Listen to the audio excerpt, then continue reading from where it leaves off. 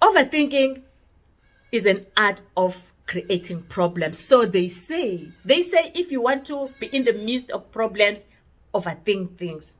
Because sometimes you overthink about things that do not exist at all. You think about things that you create in your mind, and that will make you to lose touch with reality.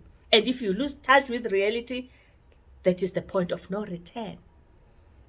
The best thing is to face the problems head on.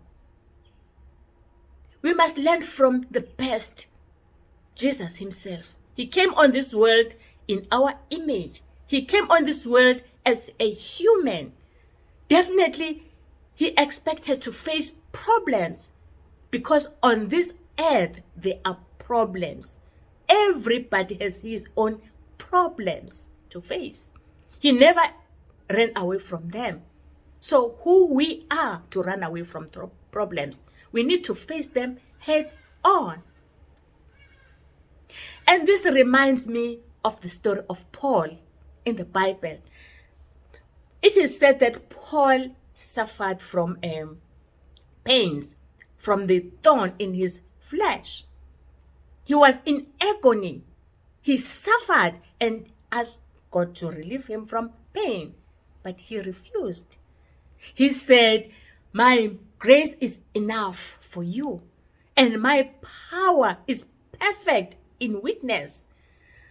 So be happy if you are suffering. Be happy in your problems. Be happy that you are learning something.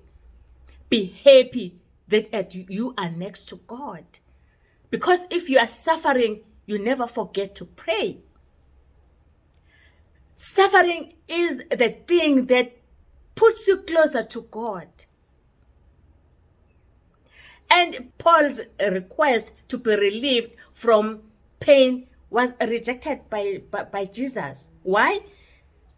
Maybe he was going to be proud that he relieved himself from the pain instead of praising God. So if you are in problems, you are learning. You are learning something, because God never makes a mistake. And I'm talking from experience. I worked for 38 years and I was expecting to receive a fatter check on my retirement, but instead I received peanuts. I wasn't able to do the things that I wanted to do on retirement. But who was going to help me? No one but me. So I realized that instead of complaining, I need to do something. Therefore, I started businesses. The first business that I started was crochet, because I didn't know anything about business. But because I was in a situation that forced me to do something, I started a business, crochet business. I was making hats, scarves, and beachwear. It failed. And I started another one, hat making. And I was very proud because I was going to be a millionaire.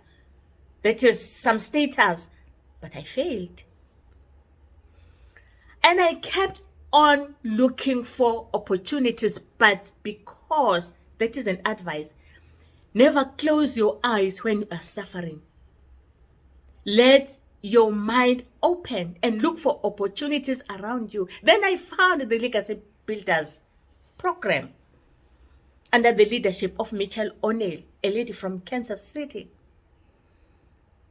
It taught me how to run an online business.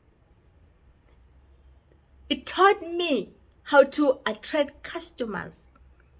And I realized that was the main point that made me fail, because I didn't know how to run an online business. I ran it the traditional way. I used to go to where my customers were. I used to DM them. I used to phone them. I used to go to their homes, disturbing their peace. I used to go to their workplace, disturbing them at work. But with online business, I just post my adverts on social media. And the internet pushes the adverts to far away places in the whole world. Something that I didn't know until I came on the Legacy Builders program. And never stop learning. Make it a point that each and every day there is something new that you learn. I never stopped. I joined the Digital Empowerment Exclusive under the leadership of Liesel de Kock, a South African this time. And that is where I learned how to create my own digital product. I learned how to create my own digital product. I created an ebook.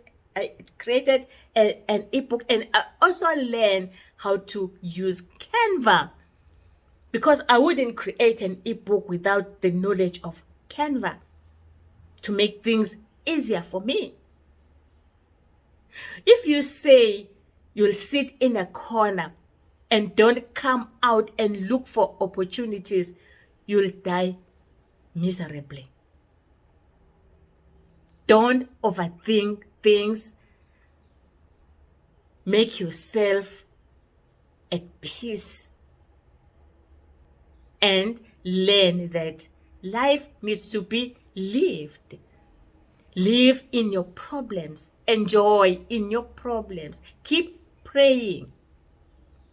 But the most powerful thing is that don't overthink things.